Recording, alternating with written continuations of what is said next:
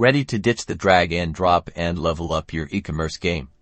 Today, we're breaking down how to migrate your entire store from Wix to the powerhouse that is Shopify. First things first, before we dive in, understand this is a process, so plan ahead. Begin by backing up all your Wix data, that means products, customer info, blog posts, everything.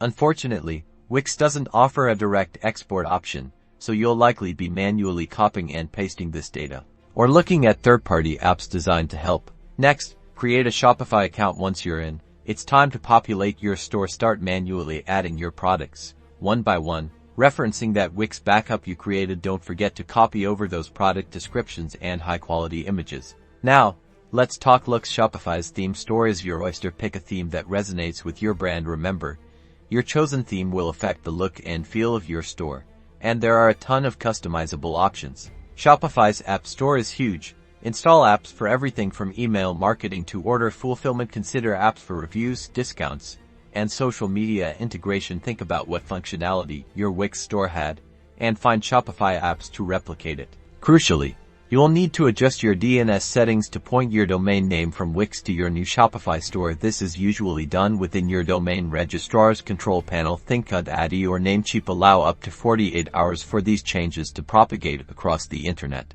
Before you officially launch, rigorously test everything.